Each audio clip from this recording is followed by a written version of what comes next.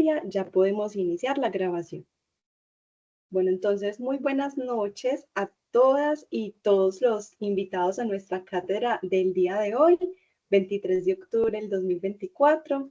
El día de hoy tenemos una conversación muy interesante sobre innovación tecnológica inclusiva, transformación digital para cerrar brechas.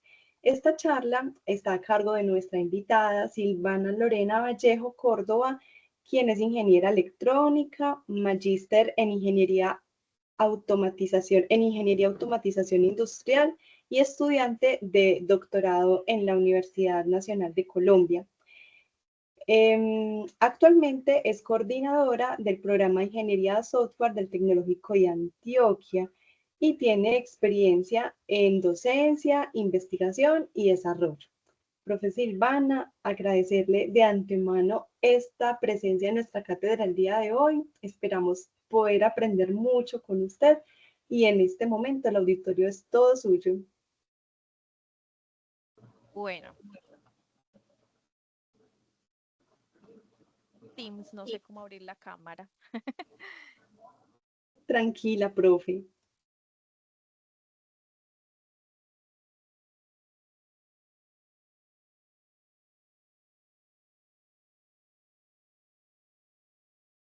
De todas maneras, si la conexión se pone difícil, pues ustedes me cuentan y vuelvo a cerrar la cámara, al menos para saludarlos. ¿Cómo están todos? Muchas gracias por la invitación. Por lo menos durante esta primera parte, mientras me presento y les cuento un poco sobre la finalidad de esta conversación, espero que sea algo un poquito más conversado. Pues sí quería como verlos, aunque yo sé que por esta mediación virtual es un poco complicado. Em, la, todavía están viendo mi presentación, ¿cierto? Sí, profe, la estamos viendo, solo Listo. que ahora no está en Está pantalla completa. pequeñita. Ujú. Sí, señora. Ah, ok. Bueno, entonces, como les decía, un ratico ahí como para iniciar y ya cierro la cámara para evitar problemas de conectividad. Bueno, entonces, esta presentación tiene desorden, bueno, tiene la intención de hablar o ponernos en contexto un poco de la realidad de un país como Colombia, que es un país lleno de oportunidades de crecimiento para verlo como en positivo. Entonces, presentarles algunas de esas realidades múltiples que vivimos, pero pues en términos de, que nos gustan a los ingenieros, que son cifras, ¿sí? Em, Colombia en cifras, para que nos hagamos un panorama de cómo estamos frente a otros países, pero cómo también estamos internamente, eh, Medellín, frente a otros departamentos. em, y luego, pues, abordar un poco sobre estas tecnologías, esta revolución tecnológica que no, pues, la tecnología nace con el hombre, ustedes saben, no es algo nuevo, pero pues estamos hablando ahorita de las tecnologías 4.0. Entonces, desde esas tecnologías 4.0, ¿cómo podemos aprovechar mm, las, las oportunidades, pues, de ponerlas al servicio del desarrollo humano? ¿Sí? Normalmente hablamos pues de objetivos de desarrollo sostenible y la sostenibilidad como algo pues para el planeta, para el mundo, para las personas, porque todos vivimos en este planeta. Pero más que objetivos de desarrollo sostenible, yo los veo como objetivos para el desarrollo humano. El desarrollo humano no en términos eh, de crecimiento monetario, ¿cierto? Ni de crecimiento económico, sino un desarrollo humano integral desde pues una equidad en oportunidades, en libertades, ¿sí? Que permitan que cada una de las personas que viven en él se desarrollen sus intereses, pero que ese desarrollo sea también en función del cuidado de la naturaleza, el cuidado de los animales, del cuidado del planeta Tierra que habitamos. Voy a contarles un poco de algunas iniciativas que tenemos desde el Tecnológico de Ah, Antioquia, ya, ya, desde ya el veo. semillero, sí, desde el semillero de investigación. Yo participo en un semillero de investigación que se los voy a presentar ahorita, algunas iniciativas que tenemos desde el semillero, pero también como coordinadora del programa, justamente, em, eh, estoy como al pendiente de los trabajos de grado de nuestros estudiantes y también pues hay algunos trabajos de grado que tienen iniciativas muy interesantes que de pronto tienen o en una mirada un poquito más social, ¿cierto? Como tratar, em, abordar problemáticas actuales de nuestras comunidades y buscan cerrar de pronto brechas de educación, de comunicación, simplemente para la preservación cultural. Algunos desafíos y limitaciones, porque como todos sabemos, dentro de nuestro mundo, la tecnología pues no es algo económico, ¿sí? Y tampoco es accesible en todos los lugares, en todas las regiones. A veces ni siquiera un acceso básico, como de pronto nosotros acá en Medellín lo consideramos el Internet, la Internet, ¿cierto? Puede ser algo que nosotros demos por sentado. Tenemos electricidad, tenemos Internet, pero para comunidades de zonas rurales un poco más alejadas, puede que no sea algo que se pueda dar por sentado. Bueno, entonces, este es como el orden de la presentación. Como les decía, pues la idea es que sea un poco más conversado. Entonces, si tienen preguntas, si quieren hacer alguna participación, bueno, aunque ya la profesora dijo que las preguntas al final, pero si quieren participar, todos son pues bienvenidos. Entonces, antes de iniciar, porque veo que esto tiene animaciones y se me va a pegar, voy a cerrar aquí la cámara.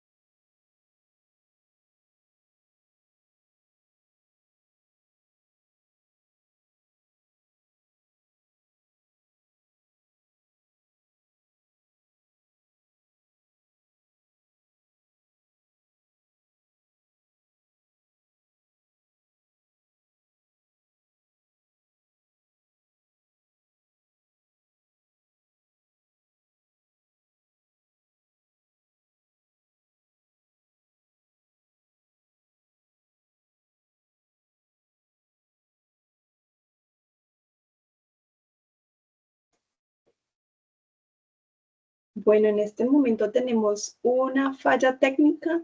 Vamos a esperar unos momentos que la profe pueda restablecer conexión.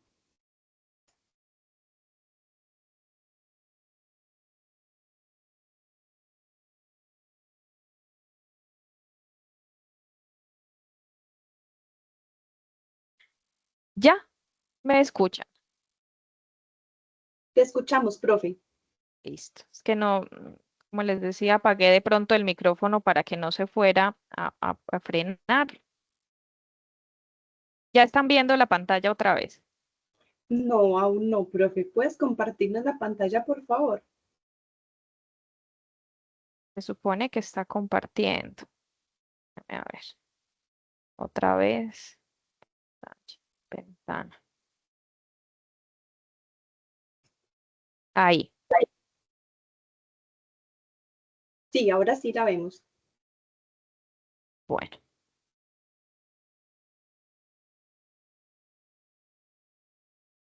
ahora sí, ¿cierto? Sí, Como les decía, pues Colombia es un país lleno de oportunidades, eh, muy diverso, eh, muy diferente las condiciones en las que vivimos de pronto en las ciudades frente a las que se conocen pues en municipios un poco más aislados, pueblos, veredas de nuestro país.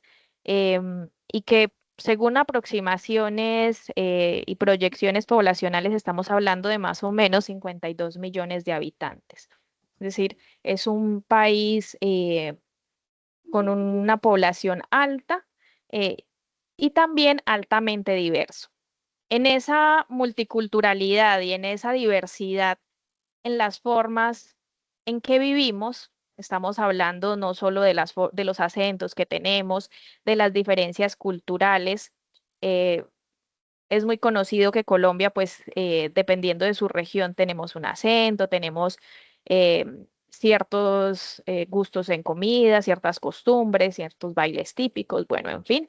Em, Además de todo eso, pues también hay una gran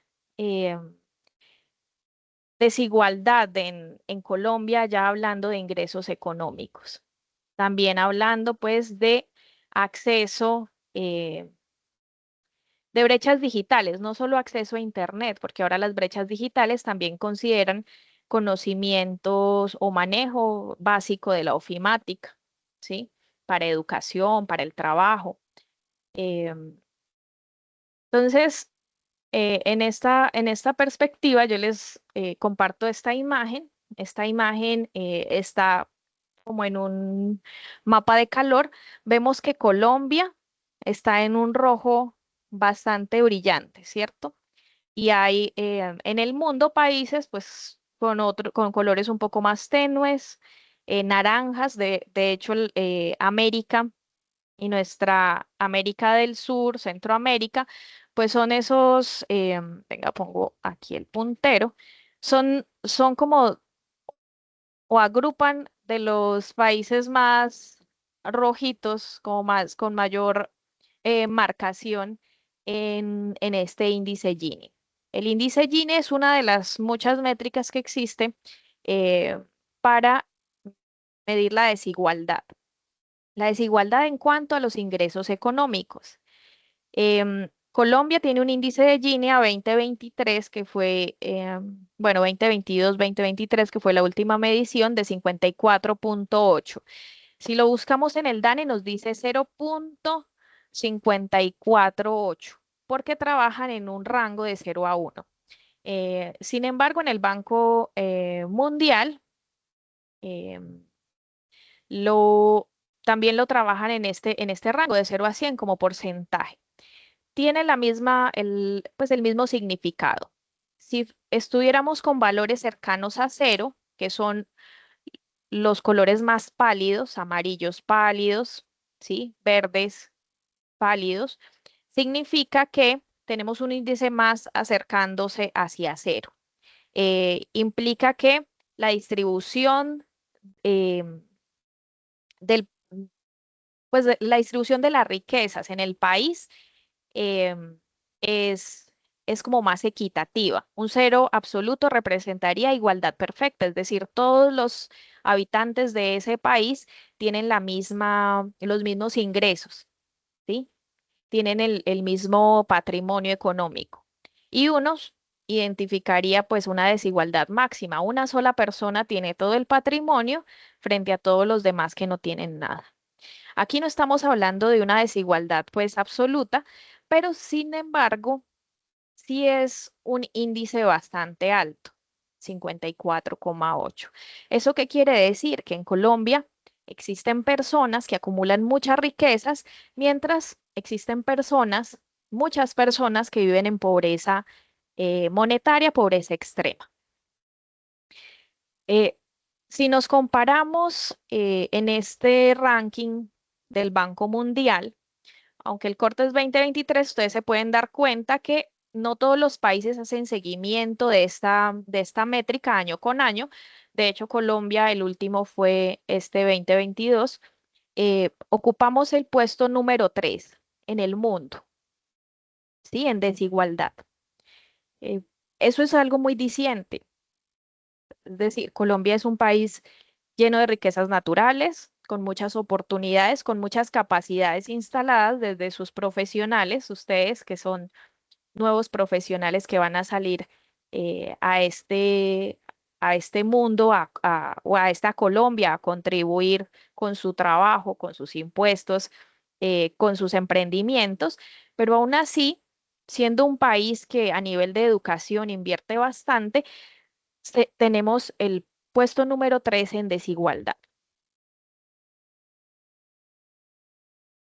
Veamos esto cómo habla con el Plan Nacional de Desarrollo y ya cifras un poco más específicas en cuanto a pobreza extrema, pobreza monetaria, entender un poco esos términos, cómo estamos no solo a niveles generales, sino de pronto hay algunas diferencias entre grupos poblacionales como hombres y mujeres y también tasas de desocupación. Esto, como les decía, pues son cifras que por sí solas no parecen tan desalentadoras, pero cuando lo vemos en un contexto como este índice que nos habla de que Colombia es un país muy desigual, pues nos damos cuenta que no podemos seguir inmutables viviendo nuestras vidas, pues como en una ceguera de la realidad de nuestro país, ¿sí? Todos contribuimos y todos queremos que la situación de todos mejore. Pero parte de marchar para el mismo lado y de que todo mejore es ser conscientes de la realidad en la que vivimos.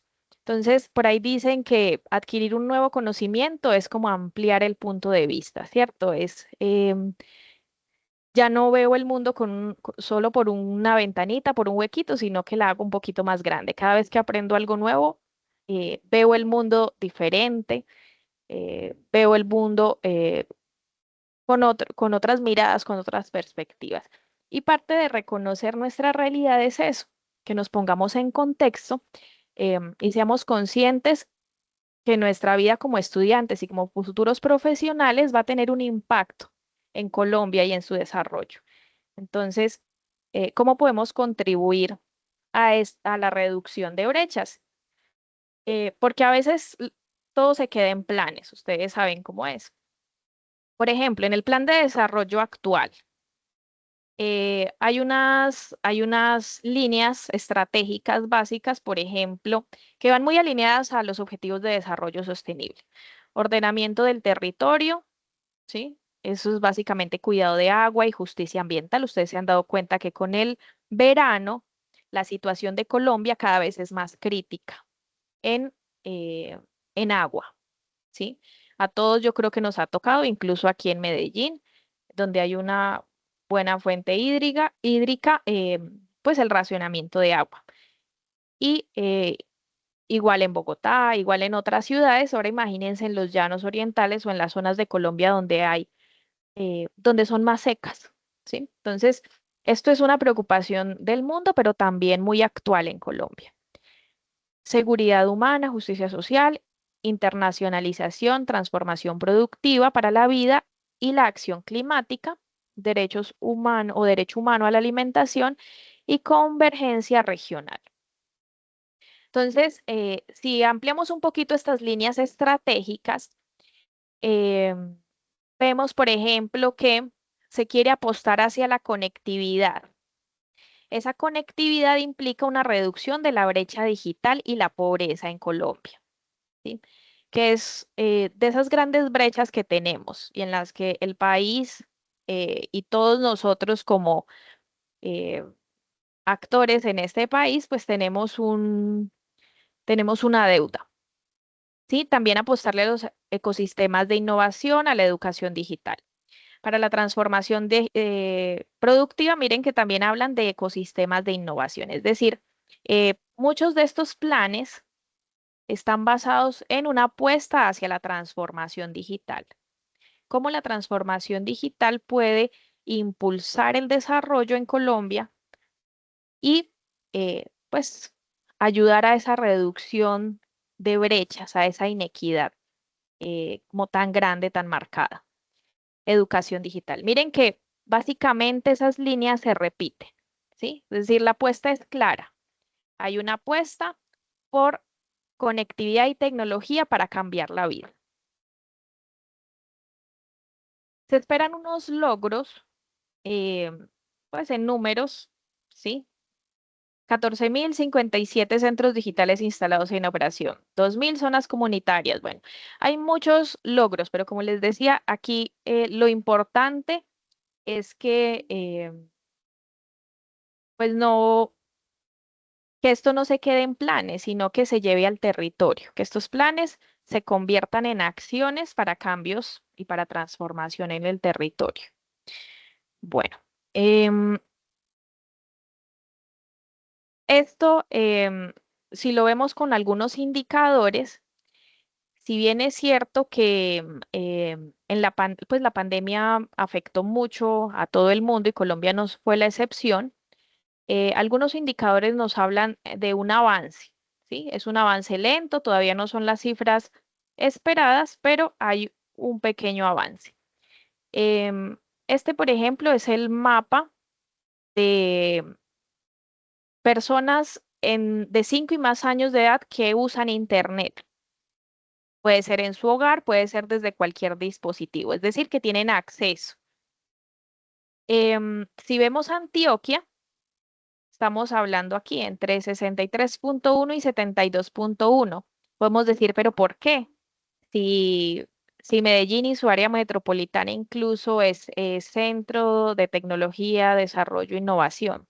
Puede que sí, puede que en Medellín sí, pero recuerden que Antioquia pues es un territorio mucho más amplio, mucho más grande y hay territorios un poco más alejados de la capital en los que todavía hay una deuda técnica para lograr una buena cobertura y un buen acceso.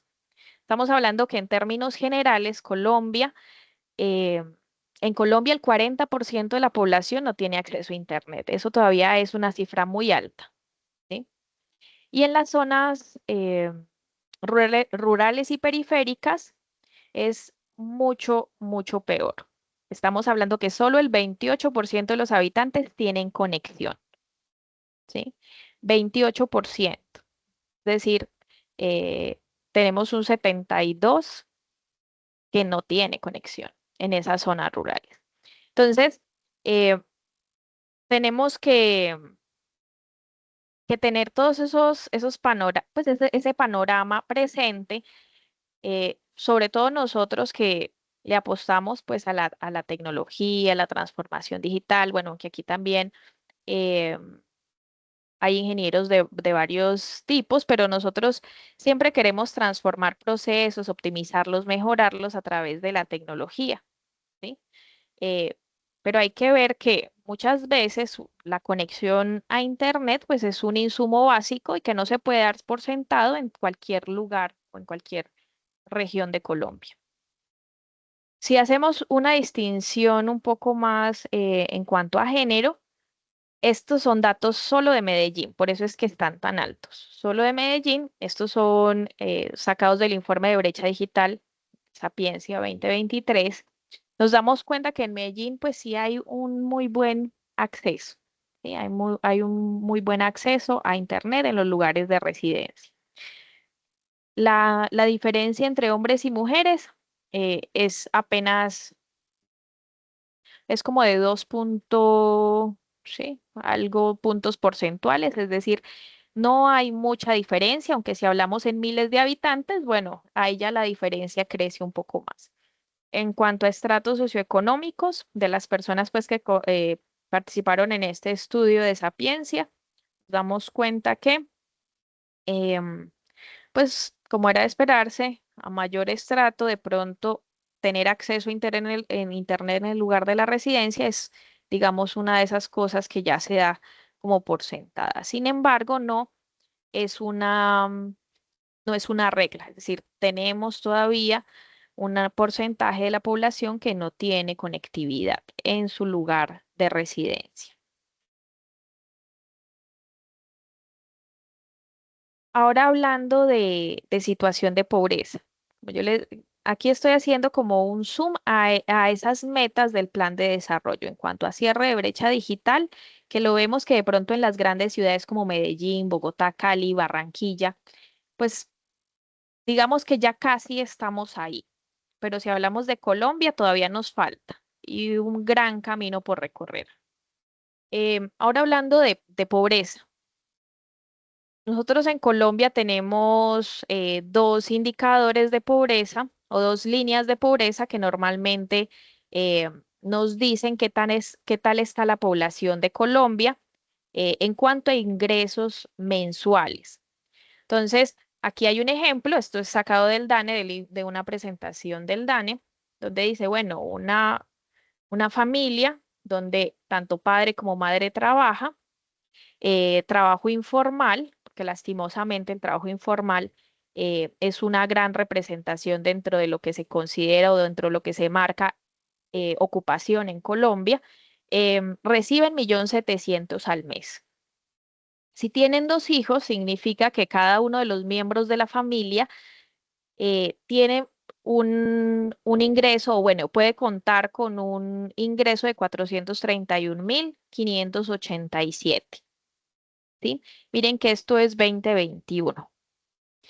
Esto está eh, por debajo de la línea de pobreza extrema, digo, de pobreza monetaria.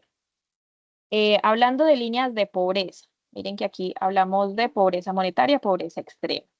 Pobreza extrema, ¿qué se considera?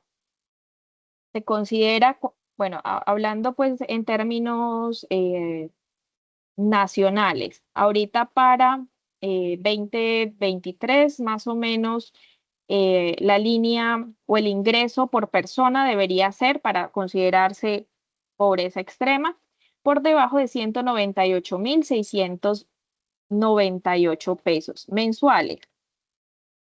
¿Ustedes creen que alguien puede sobrevivir con 198.698 pesos mensuales?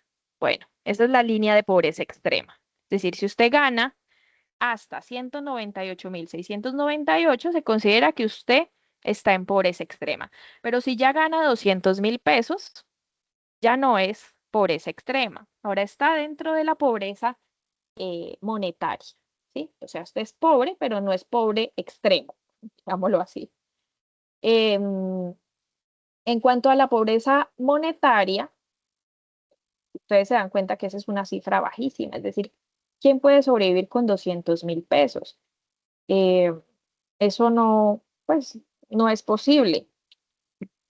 En cuanto a pobreza monetaria, estamos hablando en términos general, bueno, en términos generales, para, para el 2022, eh, digamos en Bogotá, eso varía de ciudad en ciudad, ¿cierto? En Bogotá, por ejemplo, tener pobreza monetaria significa que usted al mes recibe ingresos por debajo o hasta 536.108 pesos.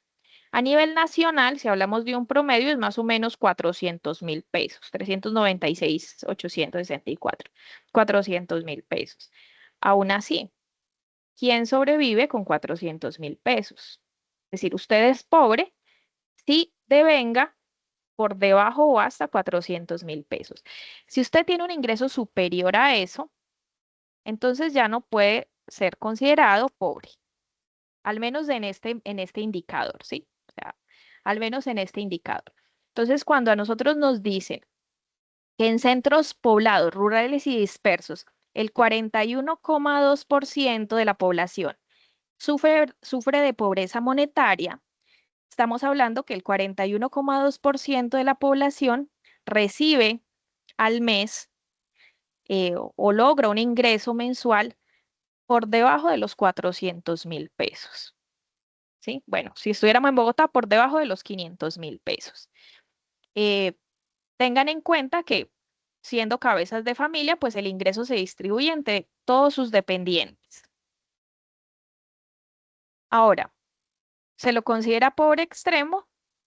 O bueno, o hablando de porcentajes, en centros poblados y rurales dispersos, el 19,8% de la población sufre de pobreza extrema. Ingresos por debajo de 200.000 pesos. ¿Sí? Es muy alarmante. A nivel nacional, en promedio, el 33% sufre de pobreza monetaria y el 11,4% de pobreza extrema. Entonces, de repente nosotros en las ciudades vivimos en una burbuja. No es tan evidente.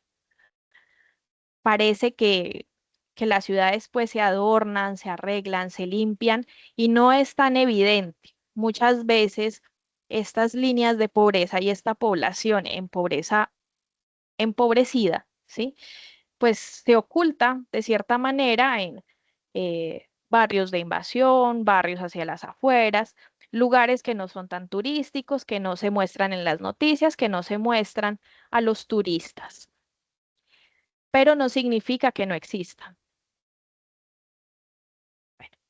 Ahora, si hablamos de pobreza en cuanto a género, estos son puntos porcentuales, es decir, qué tanto más mujeres que hombres eh, en pobreza monetaria, ¿sí? Aquí hablamos de pobreza monetaria. Y miren Antioquia, mayor a 8. ¿Qué significa eso? Que hay eh, hasta 8 o una diferencia de mujeres pobres frente a hombres pobres, digámoslo así, eh, mayor a 8 puntos porcentuales, mayor a 8 puntos porcentuales. Y eso es bastante alto. ¿Eso qué nos dice? Pues que en Antioquia las mujeres son más pobres que los hombres, o hay más mujeres identificadas dentro de márgenes de pobreza monetaria y pobreza extrema. Hay lugares, en cambio, donde no se nota mucho la diferencia, ¿sí? Pero tal vez bien son los lugares pues más empobrecidos.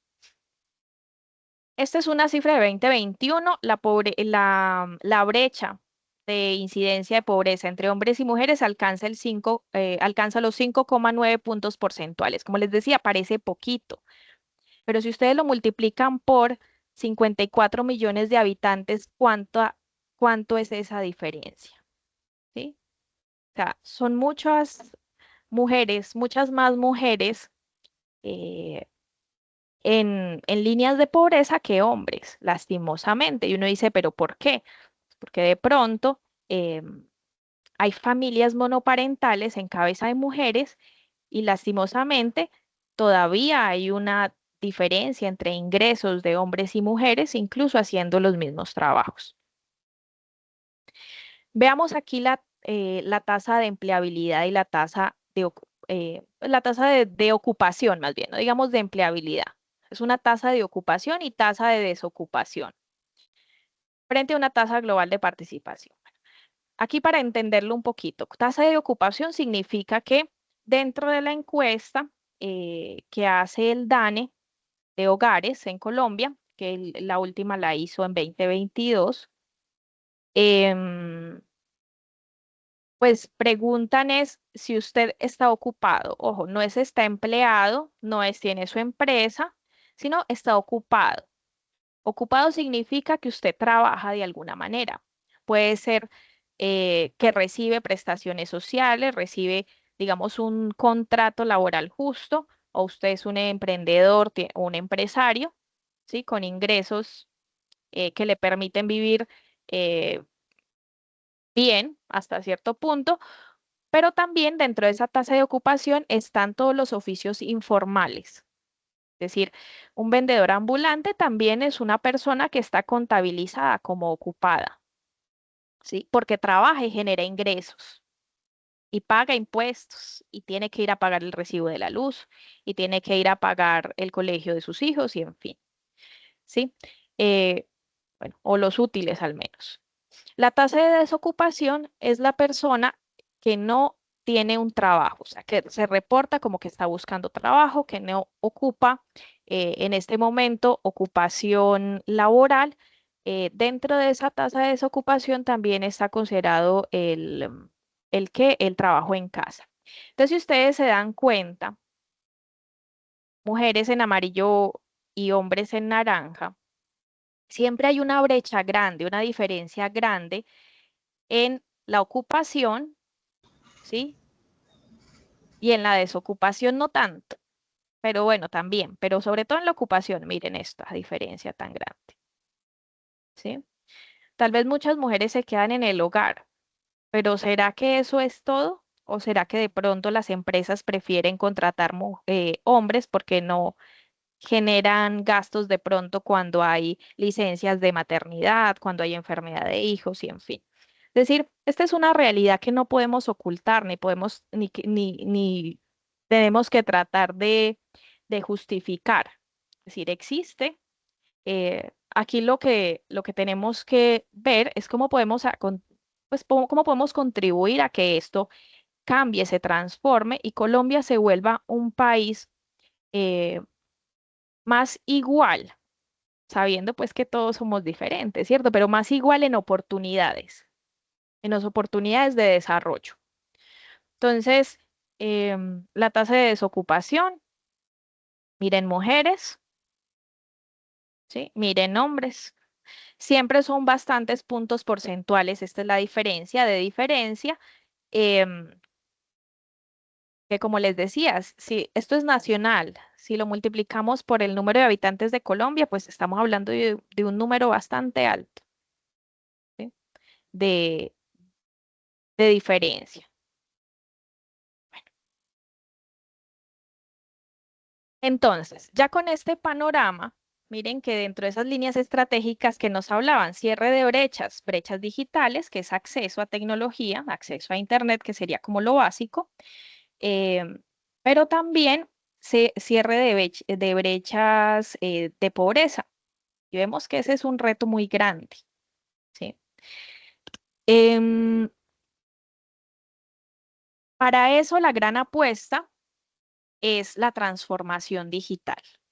Como la tecnología, que como les decía al principio de esta charla, nace con el hombre, porque es que la tecnología no es ChatGPT, la tecnología no es el celular y la internet y las telecomunicaciones. La tecnología nace con el hombre, porque desde que el primer humano hizo su cuchillito de piedra y con esa herramienta logró mejorar su proceso de trabajo, logró transformar la forma en que producía, en la que hacía una labor, pues eso es tecnología. La tecnología transforma y mejora, optimiza, ¿sí? Entonces, con el uso de esas nuevas tecnologías que ahora están en boom, tecnologías 4.0, lo que se quiere es lograr reducir esas brechas que son tan marcadas pues en Colombia. Entonces, ¿qué nos dice el gobierno? Que el 64% de las grandes empresas colombianas reportaron ya la inclusión a la transformación digital, es decir, están invirtiendo en apuestas por incluir inteligencia artificial, por incluir minería de datos, por incluir blockchain, por incluir IoT, se preocupan por su ciberseguridad, ¿sí? Pero tengan en cuenta que en Colombia casi el 70%, no sé la cifra 2024, de las empresas registradas en Cámara de Comercio en Colombia son pequeñas, micro y pequeñas empresas. ¿Sí? Entonces, pues 64% de las grandes empresas todavía no es mucho. Sector TIC aporta el 3,6% del valor agregado en Colombia en el 2022. Bueno, aquí hay alguna cifra en billones, es decir, aquí lo importante o por lo que se le está haciendo tanto énfasis en la transformación digital es porque nos damos cuenta que este sector de la tecnología, a pesar de ser pequeño todavía en Colombia, tiene una gran representación en Producto Interno Bruto, ¿sí?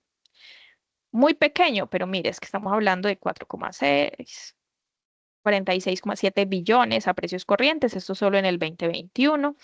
Se estima que para el 2023, bueno, eso ya pasó, 3% del Producto Interno Bruto. Eso, nosotros en Colombia seguimos dependiendo pues de la extracción, pero el sector TIC es uno de esos que más aporta. Talento TI.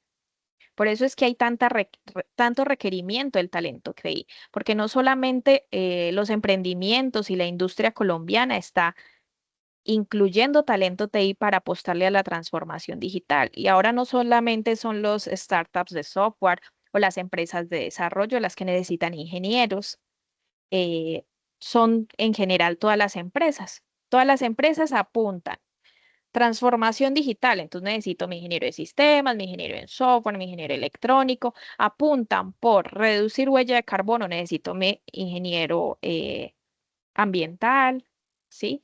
Apuntan por mejorar formas de producción agrícola, mejorar formas de producción en general. Entonces, buscan a los ingenieros que se supone que estamos formándonos, ¿sí? Yo también me estoy formando para eso. Mm, las apuestas por formación en talento digital pues son grandes, muchas tecnologías, eh, muchas oportunidades en cuanto a becas o en cuanto a programas de formación eh, que encontramos en las diferentes instituciones en Colombia, pero muchas de esas financiadas por el gobierno, incluso por entes internacionales. Cuando hablamos de tecnologías 4.0 para el desarrollo sostenible, porque los objetivos son desarrollo sostenible, pero vemos que realmente, como les decía, eso es desarrollo humano. Cuando decimos fin de la pobreza, sí, eso es desarrollo humano.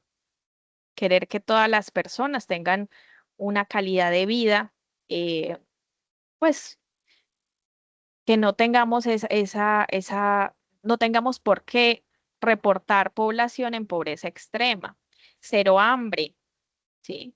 Salud y bienestar, calidad en educación. Es decir, la sostenibilidad aquí está vista para el desarrollo integral, no solamente de pronto es como una mala percepción, de pronto pensando solamente en acción por el clima, vía submarina, que es muy importante, como les decía, en esta tierra vivimos todos, pero esto es un desarrollo general, integral. Dentro de estas nuevas apuestas para la transformación digital, nos encontramos entonces tecnologías como Internet de las Cosas, porque los datos se convierten en una fuente muy valiosa para generar información, conocimientos y mejorar la toma de decisiones. Con eso, pues lógicamente viene Big Data, Cloud Computing, ciberseguridad, inteligencia artificial que permea muchas cosas, ¿sí?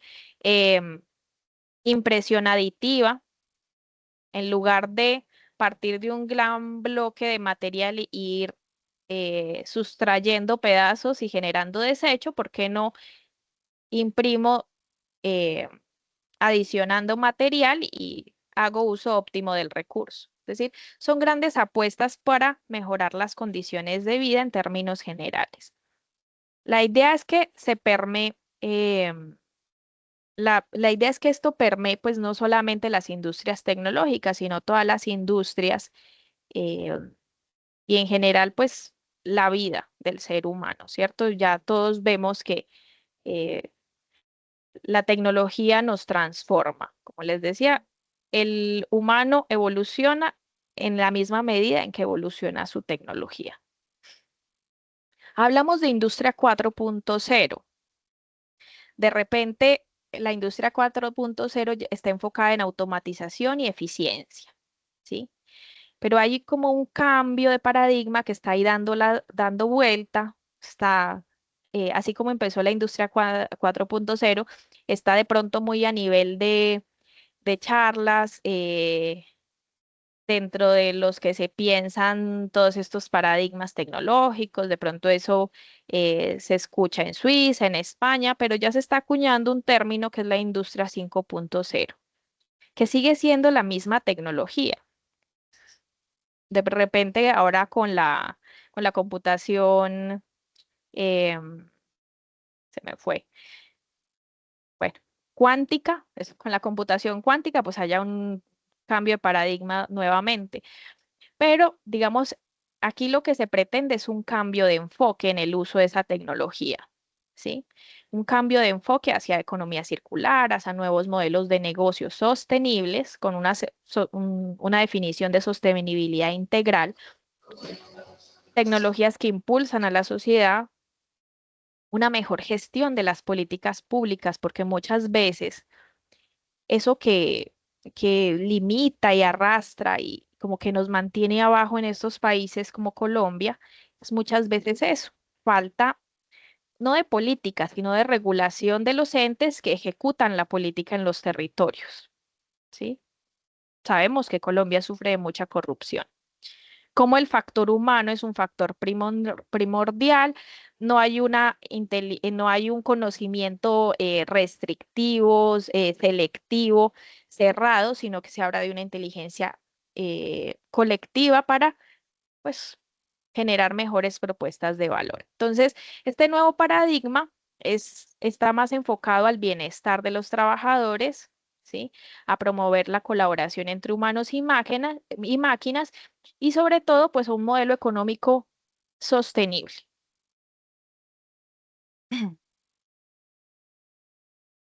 Entonces, aquí hay algunos de los campos en que estas apuestas se ven impactadas, ¿sí? Como les decía, estas solo son algunas de las cosas que vemos que de pronto han hecho un ajuste, un acople, una integración más rápida de este tipo de tecnologías, pero realmente la transformación digital puede transversalizar cualquier campo del accionar humano. Entonces, de lo que primero pues, de esos campos que primero integraron automatización, monitoreo en tiempo real, pues automatización, eficiencia energética, gestión de recursos naturales, energías renovables, tecnologías limpias, monitoreos ambiental, producción responsable. Pero no es lo único, ¿sí? No es lo único. Bueno. Aquí está como pegadito. Aquí les tengo como algunos ejemplitos, pero entonces esto es más como en términos generales, pero entonces les quiero mostrar como algunas de las experiencias que les decía desde el Tecnológico de Antioquia, desde los semilleros de investigación estamos trabajando, pero también algunas apuestas muy bonitas que están surgiendo de los mismos muchachos, de los jóvenes estudiantes, eh, que siendo un poco más conscientes de su país y de su realidad, quieren hacer innovación tecnológica no para el consumo, sino para mejorar las condiciones de vida eh, o mejorar el acceso. Bueno, en fin, esperen, me paso aquí un poquito más rápido. Se me fue. Entonces, este es uno de los proyectos em, que abordamos desde el semillero de investigación, que es un sistema de bajo costo para la calidad de aire y otros contaminantes. Y ustedes dirían, bueno, ¿y cómo esto impacta a la población? Pues resulta que este dispositivo no está hecho para las mineras ni para la alcaldía, está hecho es para que eh, las personas de Segovia, Antioquia, la escuela de Segovia, Antioquia, pueda tener su dispositivo, porque es un dispositivo de bajo costo, conectado, ¿sí? Y pueda darse cuenta cuando la calidad de su aire baja pues por variables que pueden estar asociadas a la extracción minera. ¿Sí? Este proyecto pues dio origen a otras apuestas. En este momento em, pues se está trabajando también calidad de aire en interiores para ambientes educativos, que pues también es muy útil. Ustedes sabemos que aquí en Medellín pues no se tiene sus problemas pues de como de embotellamiento de aire, ¿sí? En ciertas épocas del año. eh, y a veces en las instituciones educativas donde pues hay tanta afluencia de muchachos, cada vez tenemos más aglomeración de repente en algunos espacios cerrados, entonces también como podemos utilizar este tipo de tecnología pensando en bajo costo, ¿sí? No en sacar un prototipo industrial para hacernos ricos, sino para que sea accesible a más personas. Y que siempre, como les dije al principio, entre más conozco, mejores decisiones puedo tomar, diferente o el mundo. Bueno, si yo me entero de cómo está mi aire, puedo tomar decisiones al respecto. No quedo ciega frente a un fenómeno natural, pues natural o causado por el hombre, eh, como este. Entonces, este, por ejemplo, es un ejemplo de del, del sistema que montaron los estudiantes, ¿sí? Em, bueno, esto, como les decía, va más enfocado como a la gestión ambiental, en este caso, calidad de aire. Esto lo trabajamos desde el semillero de investigación en el que yo participo, que se llama Autómata. Luego al final les hago como una especie de publicidad y les dejo el contacto, porque la idea del semillero es que eh, no solo los estudiantes puedan participar, sino que si hay egresados, otros docentes de otras instituciones que estén interesados eh, en soluciones tecnológicas para algún problema en particular, pues lo trabajemos desde el semillero. Normalmente los proyectos que trabajamos están más orientados al área ambiental. Esto porque en la Facultad de Ingeniería del Tecnológico de Antioquia pues están esas dos grandes líneas, la ingeniería del software por un lado, todos los programas del área de informática por un lado y por el otro lado el área ambiental. Entonces, integramos esas necesidades ambientales y tratamos de brindar algún tipo de soluciones o intervenciones desde el aspecto tecnológico, desde productos de desarrollo tecnológico. Bueno, este los voy a pasar un poquito. Esto quedó muy grande. Aquí hay un proyecto de grado, que este es un proyecto de grado que en el momento pues ya está finalizando. Eh, es uno de los ejemplos que les quería mostrar porque es una aplicación con enfoque diferencial. Em, de hecho, por ahí vi al asesor conectado, a los asesores conectados. Es un trabajo muy bonito porque la apuesta de estos muchachos, de estos estudiantes, es una red social para la comunidad afro, ¿sí? Conectando raíces. Pero esa red social no solo les permite interactuar en español, sino que también tienen o, bueno, y impulsan el reconocimiento de su cultura a través de utilización, por ejemplo, del creol y de otras lenguas que se utilizan en sus comunidades.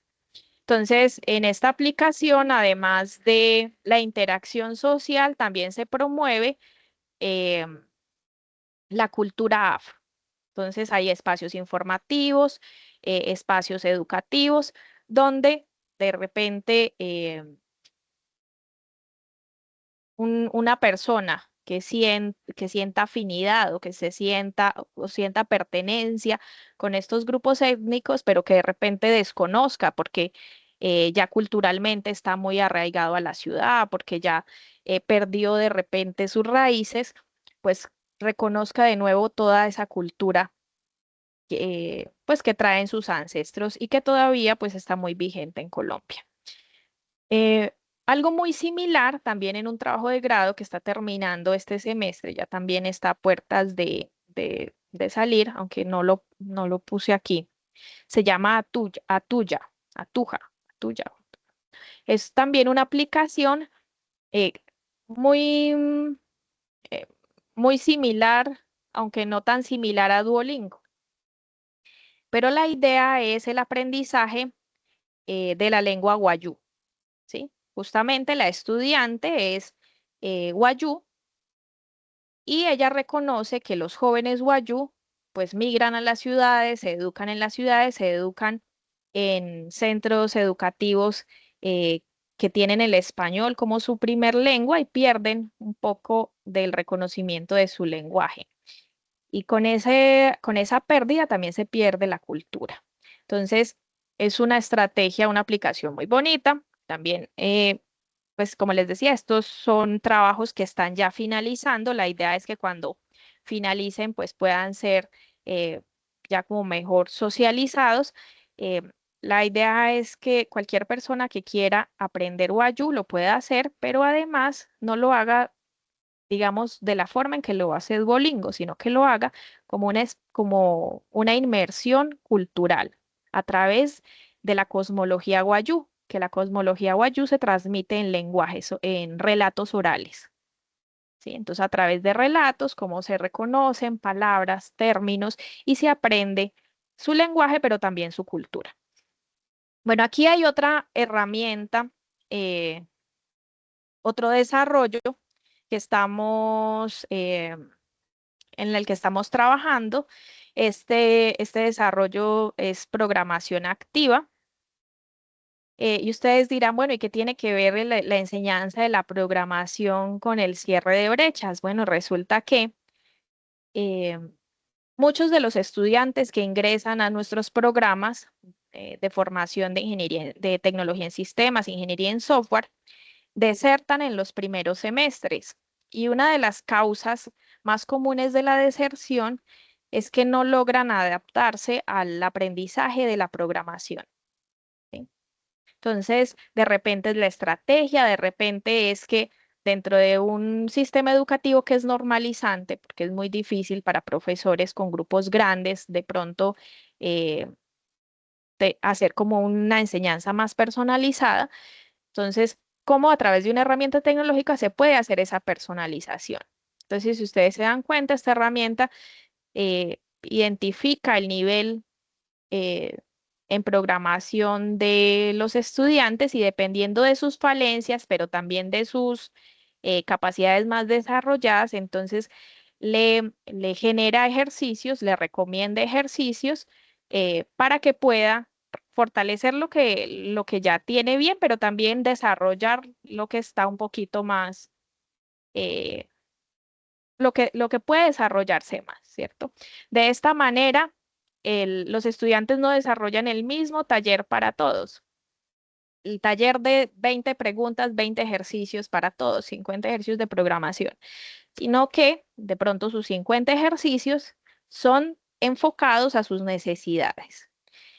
Como les decía, es una herramienta tecnológica, pero ¿qué se quiere buscar? Que con esa personalización en la enseñanza, pues la deserción baje, la oportunidad de aprendizaje pues se mantenga eh, y todos los estudiantes pues puedan cumplir ese sueño inicial porque por algo ingresaron a los programas. También en este proyecto pues nos hemos dado cuenta que efectivamente pues hombres y mujeres por edad, por género, hay diferencias en la forma en que aprendemos. ¿Sí? Entonces, como una herramienta, como les decía, tecnológica totalmente, se puede ver sencilla, son sistemas de recomendaciones, utilizamos un poco de IA para hacer seguimientos, pero que pueden llegar a tener un impacto en la deserción y es lo que estamos buscando. Bueno, ay, aquí, ¿qué pasó? Bueno, esto es más técnico, no les voy a mostrar, este ya es un producto un poquito más finalizado. Así como esos son solo algunos ejemplos. La idea es que nosotros, pues como docentes, pero ustedes también como estudiantes, le apuesten a la transformación tecnológica, pero una transformación con propósito, una transformación que responda a las necesidades de nuestro contexto colombiano, no pensada para, no sé, Europa, pensada para Estados Unidos, pensada para el consumo y la enajenación, sino apuestas tecnológicas contextualizadas para la realidad colombiana. Algunos desafíos o algunos obstáculos que deben ser superados. Lógicamente, con estas nuevas tecnologías vienen cuestiones éticas y de privacidad. Todo lo que tiene que ver con uso de datos, generación de datos, genera estas cuestiones éticas y de privacidad. ¿Hasta dónde la economía de los datos, ¿sí? Es segura? ¿Hasta dónde todos mis datos son? Es decir, a mí me dan una aplicación que yo descargo y se supone que es gratuita, pero nada es gratuito en este mundo. Entonces, realmente yo estoy dando mis datos a cambio de esa aplicación. Entonces, eh, lógicamente, estas tecnologías dependen mucho de la masividad en los datos. ¿Para qué? Para que los sistemas de inteligencia artificial puedan ser entrenados, para que pues, la inteligencia de negocios pueda ser efectiva, ¿sí? Para que las predicciones puedan ser acertadas, entre mayor cantidad de datos mejor, pero eso tiene sus cuestiones éticas y de privacidad. Y lastimosamente en Colombia todavía estamos un poco crudos en la regulación de estas cuestiones. Los costos y la accesibilidad. Nosotros le podemos decir, son sistemas de bajo costo, pero ¿será que esos sistemas de bajo costo sí son de bajo costo para una persona en una línea de pobreza extrema, en un centro, eh, no en un centro disperso, centro poblado disperso, un área rural? Bueno, eso también hay que considerarlo, ¿cierto? ¿Cómo vamos a lograr transformación digital si hay una pobreza tan marcada en esas regiones? De pronto desde apuestas o proyectos financiados, puede ser. Sostenibilidad de las tecnologías. Ustedes saben que en la actualidad el recambio tecnológico es súper acelerado. Estamos diciendo que prácticamente cada 3 meses ya mi celular sale, no, incluso menos, ya sale una nueva versión de computador, una nueva versión de celular, una nueva versión de la aplicación. Por lo tanto, pues la tecnología cada vez tiene menor tiempo de vida, ¿sí? Menor vigencia de uso. La idea es, yo no puedo generar tecnología a bajo costo si implica que yo tengo que estar haciendo recambio y mantenimiento a cada rato. No va a ser sostenible el bajo costo. Entonces, ¿cómo podemos empezar a pensar no solo en innovación, que la innovación es muy buena, sino también en mantener sistemas en el tiempo, como se pensaba antes, que la tecnología dure, que dure para toda la vida? Eso ya se cambió porque ahora el paradigma es vendamos más y la novedad se vende más caro y todos van a querer lo último, ¿sí? Pero hay que volver a pensar no en el consumo, sino en, como les decía, el bienestar de todos. Bueno, entonces esos son algunos de esos asuntos. Aquí les dejo como los daticos del semillero autómata con nuestros correos. Como les decía, es una invitación abierta. Nosotros trabajamos en sistemas de automatización, agricultura, análisis de datos y tecnologías 4.0. La idea es que todos los estudiantes que estén interesados en hacer alianzas, de pronto profes que tengan sus semilleros y que digan, ah, tan chévere, nos podemos unir en un proyecto más grande, pues sean bienvenidos. Cuando compartimos el conocimiento y hacemos redes, créanme que logramos mejores impactos, ¿sí? Mejores transformaciones, que es lo que queremos. Muchas gracias.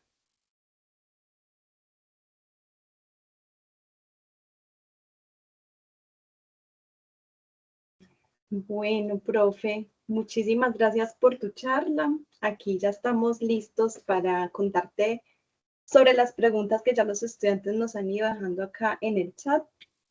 Tenemos más o menos unas 13 preguntas y 14 preguntas. Bueno, Cuéntanos cuánto tiempo dispones para que podamos conversar. ¿Quieres tomarte unos minutos para descansar? ¿Cómo deseas abordar esta dinámica?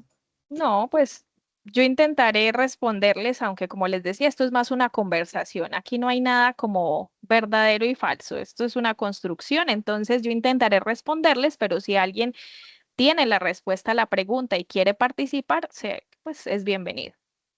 Está bien, profe. Entonces, si alguien quiere, eh, bueno, hay una pregunta acá que me llama muchísimo la atención y tiene que ver con esa diapositiva que me estás mostrando.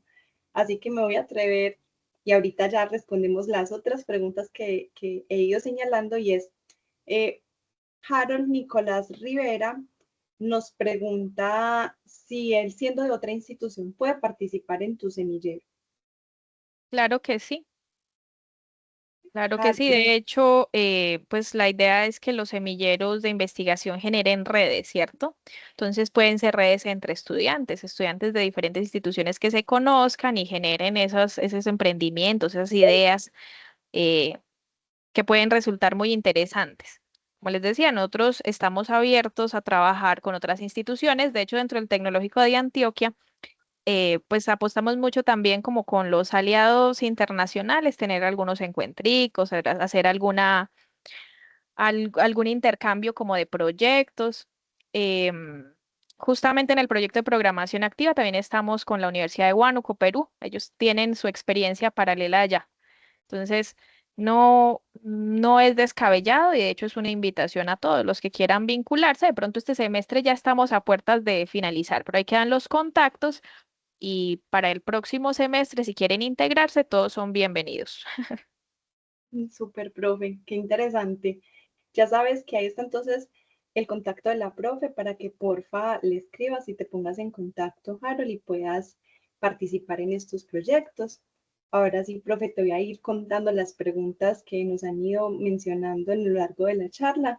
Samuel Blanco del Pascual Bravo nos pregunta, ¿qué papel juega el aprendizaje automático para cerrar la brecha de acceso a la educación en poblaciones rurales?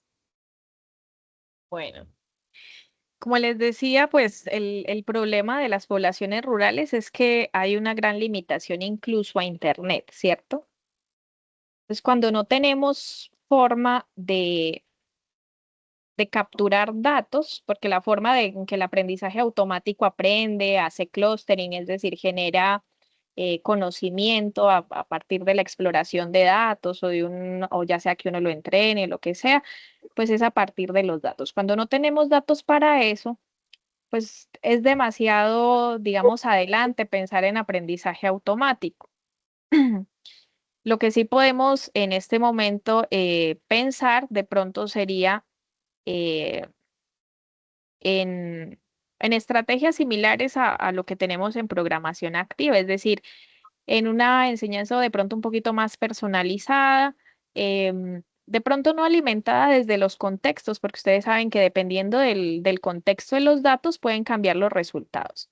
Pero de pronto, pues entrenada desde los datos que sí tenemos disponibles, em, para que a través de repente de herramientas que no sean en línea, porque justamente esta herramienta de programación activa no se pensó en línea, sino es una aplicación de escritorio para que cualquier persona la use.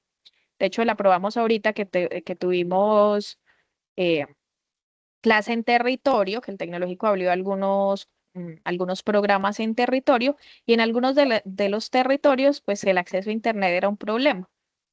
Pero, pues, los estudiantes pueden de pronto tener su computador o nos prestan un punto de vista digital, un colegio nos presta computadores y pues podemos también generar esas herramientas que sí hacen uso de sistemas de recomendaciones, de inteligencia artificial de repente, pero que son pensadas para ser operables en escritorio, que son pensadas para ser livianas y trabajar con bajos recursos. Que a veces no se trata de desarrollar, bueno, lo hablo como, digamos, desarrollador de software, no se trata de desarrollar en la última tecnología, sino también pensando en el contexto de aplicación. Entonces, algo como muy personalizado, específico, pues necesitaríamos muchos más datos para hacerlo. Pero ya desde el acceso, simplemente para garantizar acceso, podríamos pensar en herramientas así, un poquito más personalizadas, de pronto más autoguiadas, autorreguladas, de aprendizaje que puedan ser multiplataforma y pensadas para ser herramientas de bajo consumo tecnológico. Es decir, no necesitarían tener ni acceso a Internet ni una computadora súper avanzada para que les ejecute, incluso pensando en celulares también de gama un poquito más baja. Esa podría ser una forma, pero si a ustedes se les ocurren más, miren que como les decía, no hay respuestas finales. Bueno, acá hay otras preguntas por la misma línea de esta temática. Esta, por ejemplo, la realiza Felipe Palacio del Pascual Bravo. Sabiendo que la buena calidad de la tecnología, bueno, perdón, sabiendo de la buena calidad de la tecnología de hoy en día, o eso es lo que quiere creer, ¿cómo es posible aportar mediante estas tecnologías a disminuir la pobreza en la mayoría del espacio nacional o de territorio nacional? Como les decía, eso no es tanto de la tecnología en sí misma, es qué uso le damos, ¿sí? ¿A qué aplicación apuntamos? Muchas veces nuestros campesinos se quedan con su siembra porque no tienen plataformas para vender directamente a un usuario final. Y no tienen estas plataformas porque pues ellos no tienen un soporte tecnológico, de pronto no tienen conocimiento, de pronto no tienen, ¿cierto? Y pues entonces tienen que vender a través de intermediarios. Es decir, hay que buscar, son apuestas.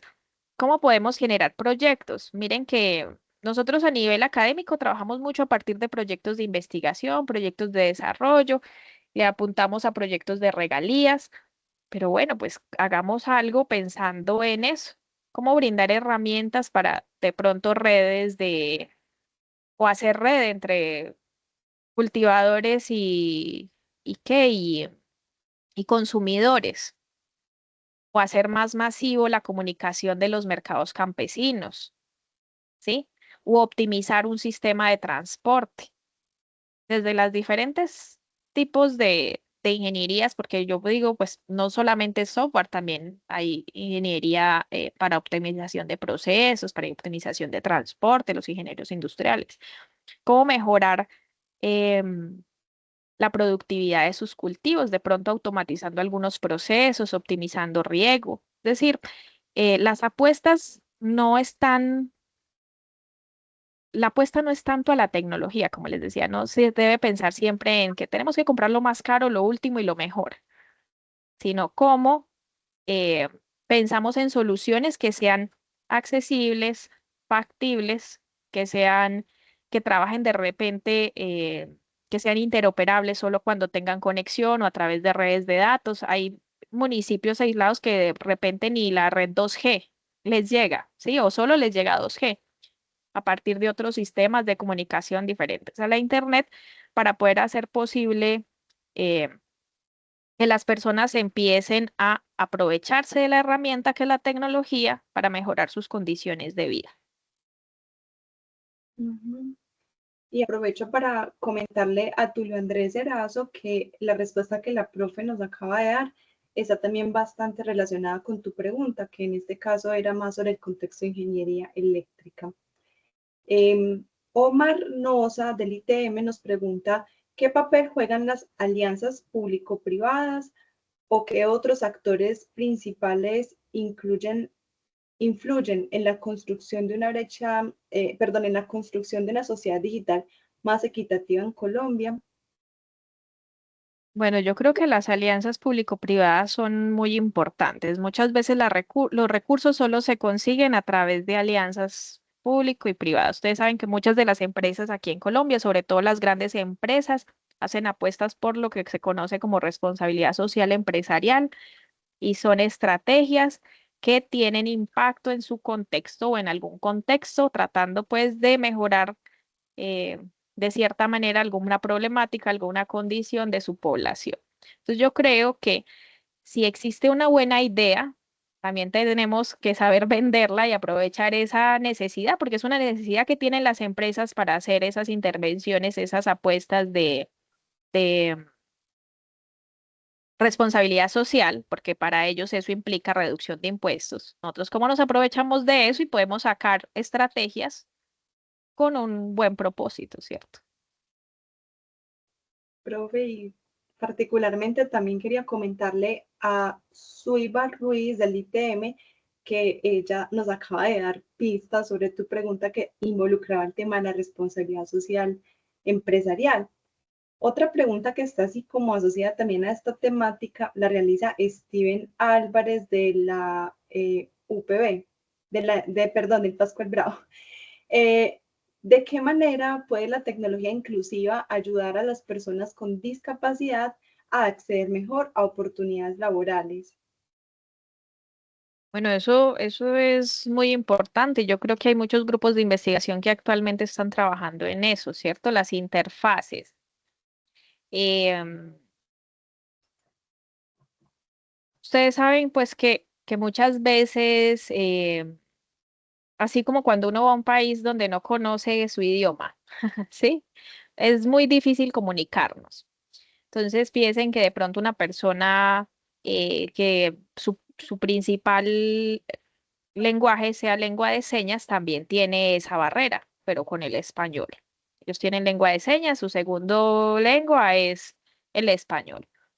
O de repente problemas de movilidad, aunque pues sobre todo en las grandes ciudades se hace inversión en infraestructura inclusiva, pues eso no está generalizado, ¿cierto?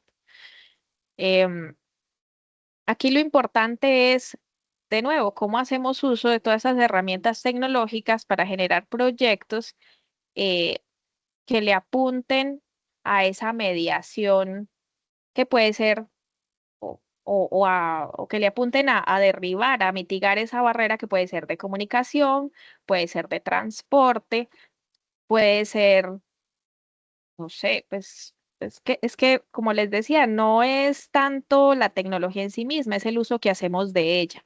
Entonces, aquí la invitación sobre todo es piensen en grande, es decir, no se limiten bueno, tengo que hacer un proyecto, voy a hacer mi proyecto de un carrito de compras para vender videojuegos. Muchachos, ¿eso a quién le aporta? Hagamos algo diferente, salgámonos del molde, ¿sí? ¿Qué necesidades hay reales? O es que tengo mi prima que ella de repente tiene problemas visuales, ¿cómo le puedo ayudar? ¿Sí? Tengo, bueno, para no abundar, o sea, en nosotros está que nosotros desarrollemos estas estrategias y empecemos Esto, a pensar en los otros. perdón, profe. Esto aplica similar para el tema del Internet de las cosas y la inteligencia artificial. Y claro, todas son tecnologías. El Internet de las cosas, ¿a qué se dedica? A generar datos a partir de las cosas, por eso se llama Internet de las cosas, ¿cierto?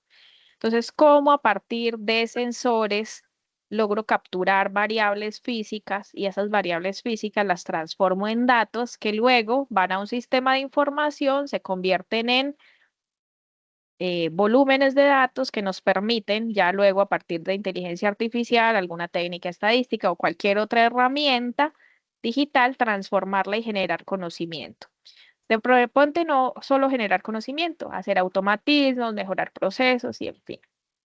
¿Sí? Es decir, todos son parte de una cadena. Necesitamos del Internet de las cosas para los datos. Necesitamos de la inteligencia artificial para trabajar con esa masividad de datos, con esos grandes volúmenes de datos.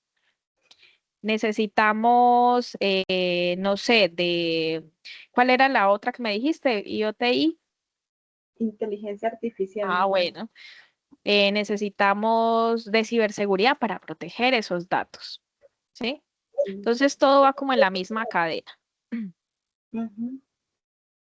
Bueno, entonces ya sabes, Sara, ahí la profe también te está dando respuesta a tu pregunta. Alejandro Spinalite me pregunta, ¿cuál cree que es el rol de la educación y la capacitación cuando se trata de que la gente use tecnologías inclusivas? Bueno, eso es muy importante, como les decía. Em, lo que nos limita a tomar acción sobre el mundo es nuestro desconocimiento, ¿sí? ¿Por qué no por qué de pronto no nos interesa trabajar más sobre proyectos que tengan impacto social? Porque no conocemos la realidad social de nuestro país. ¿Por qué de repente no nos interesa, sí, o bueno, o por qué de repente ni siquiera intentamos hacer algo? Qué chévere que existiera un software que hiciera esto, pero como no conozco de software, entonces se queda en una idea, ¿cierto? La educación es un punto de partida y es muy importante. La educación nos da las herramientas para que nosotros podamos empezar a tomar acciones eh, a través de la materialización de nuestras ideas, ¿sí? La materialización de nuestras ideas en proyectos, en tecnologías, en estrategias eh, para pues empezar a cambiar eso que nos incomoda o eso que necesita ser cambiado. Como les decía, todo depende pues de que yo tenga las capacidades y si yo no tengo las capacidades, ¿cómo hago red con de pronto alguien que sí las tiene? De pronto yo conozco mucho de agricultura, pero me hace falta la parte técnica. ¿Cómo hago? ¿sí? Con esa otra persona. Es muy importante que no trabajemos solos. El trabajo en red, pues es muy poderoso y es lo que permite que las ideas crezcan y se materialicen. Em, y lógicamente, pues todo parte de la educación. Reconocimiento del fenómeno nos permite entenderlo, ¿cierto? La educación nos permite entender los fenómenos y ya pues con las herramientas adecuadas podemos llegar a intervenirlos y a transformarlos.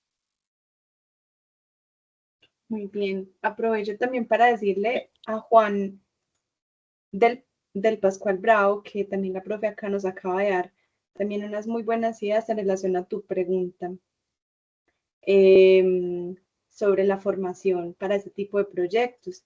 Y acá Laura Escobar de Ingeniería en Sistemas del ITM tiene una pregunta que también está relacionada con estas, con la de Juan y con la que acabas de resolver, profe.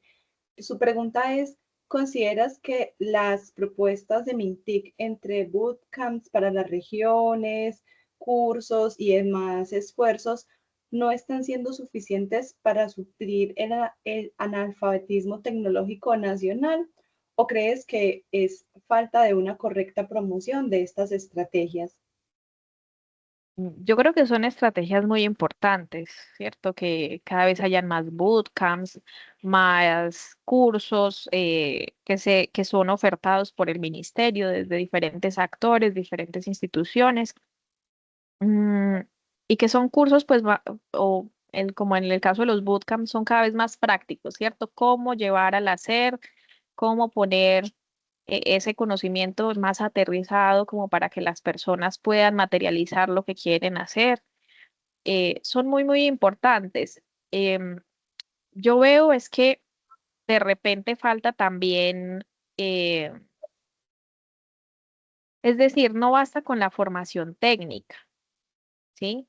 Porque si no hay ganas, si no hay competencia, es que muchas veces la limitación no está en la técnica, muchas veces la limitación está en la habilidad blanda. Muchos de los muchachos que no terminan estos cursos, ¿sí? Que salen, pues que empiezan, digamos, una apuesta, un bootcamp, empiezan 30, terminan 15. ¿Por qué pasa esto? ¿Sí? Entonces, ¿dónde está la dificultad? Yo creo que no está tanto en la naturaleza técnica del conocimiento, sino en las habilidades blandas, en el sentido en que hay muchas personas que tienen dificultades con la lectura, con la interpretación, con el pensamiento lógico, ¿sí? Entonces, yo creo que de pronto el gobierno ha enfocado pues muy bien estas estrategias, pero hace falta ese componente humano para lograr que los aprendizajes sean más significativos, sean reales y no sean simplemente de pronto como la frustración de alguien porque no entendí qué fue lo que me trataron de enseñar en ese curso, que eso pasa mucho. O sea, yo creo que no es la falta de estrategias, es que de repente hace falta un componente adicional para que esas estrategias sean un poquito más eficaces.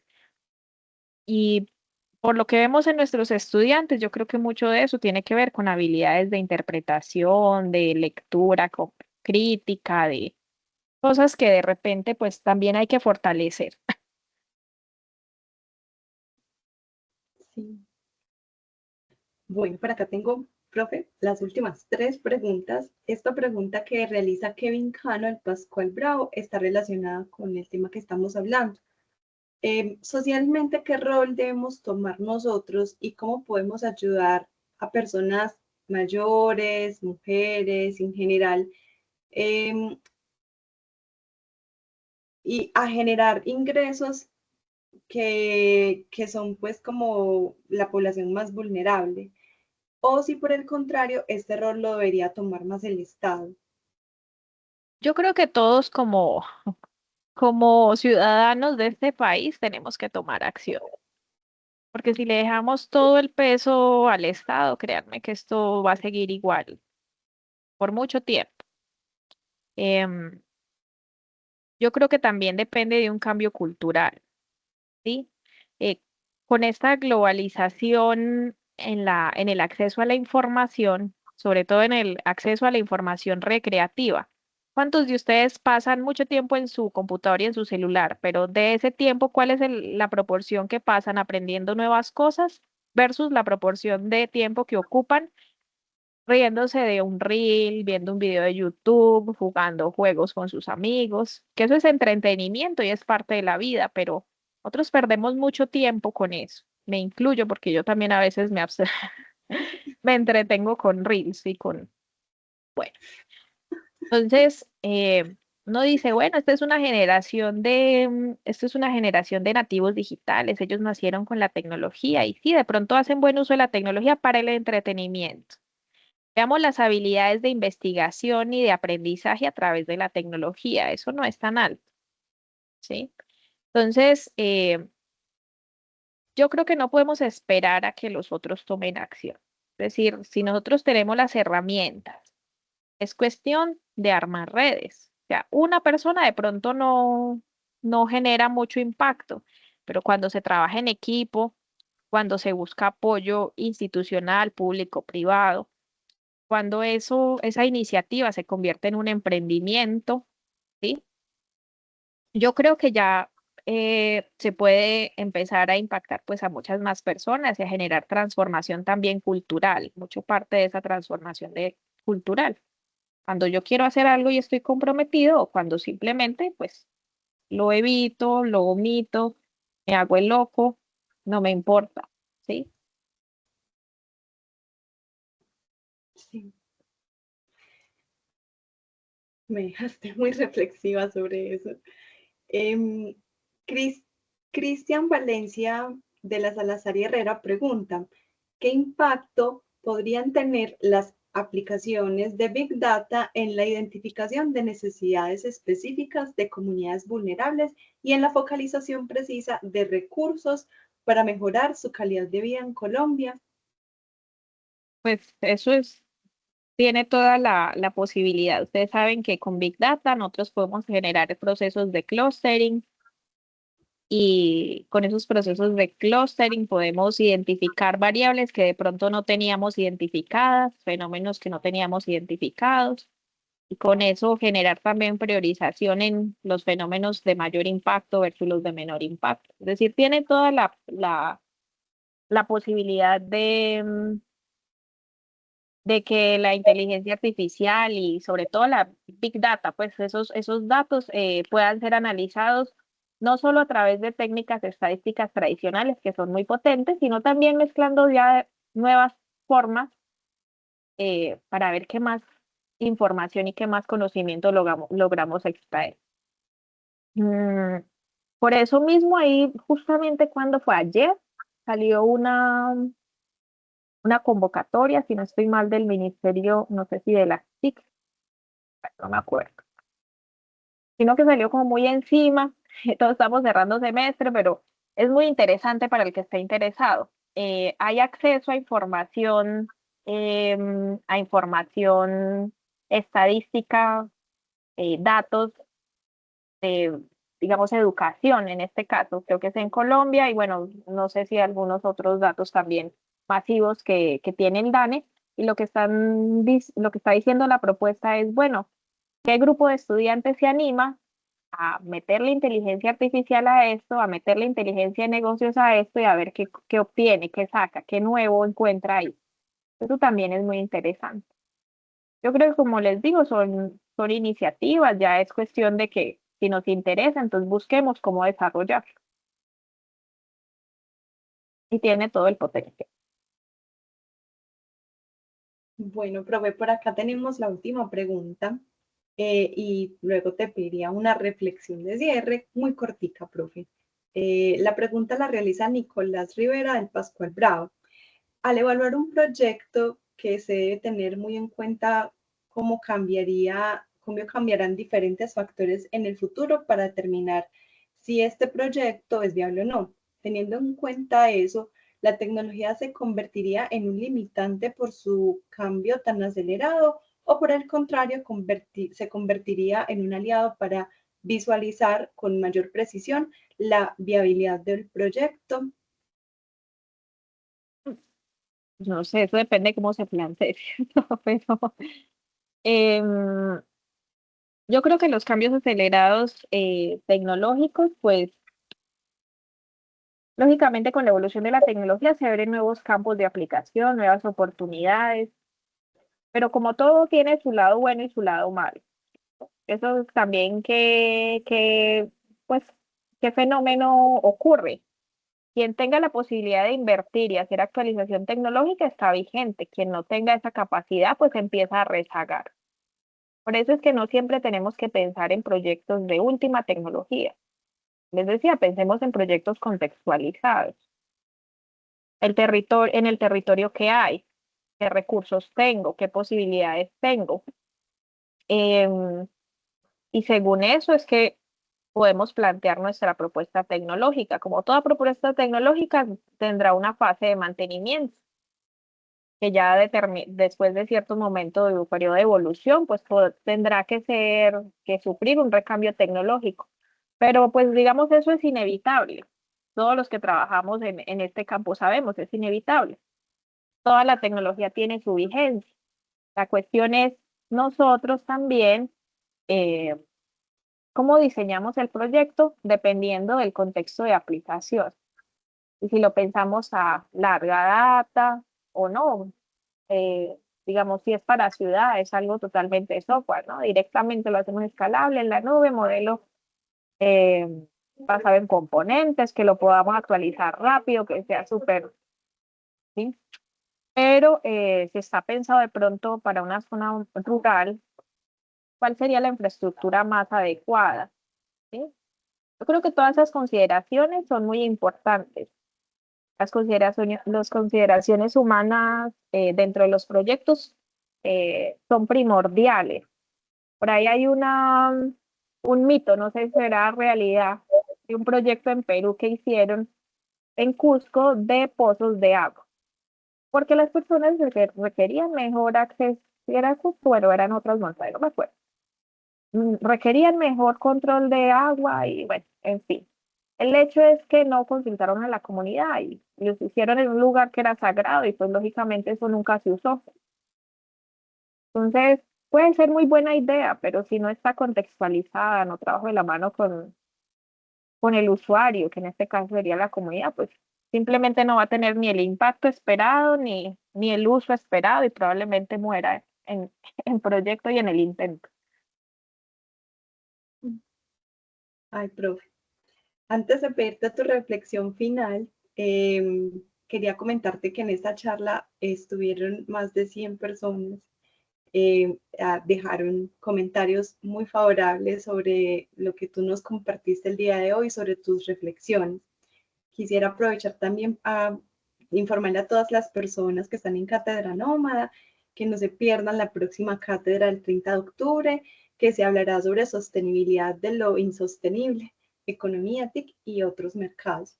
Y ya para finalizar, profe, aunque toda tu charla fueron reflexiones muy profundas sobre para qué nos educamos y qué estamos haciendo en nuestra sociedad con la inclusión y la tecnología, pues una reflexión muy cortica sobre eso, sobre lo que nos hablaste el día de hoy. Bueno, pues yo creo que más que una reflexión es una invitación.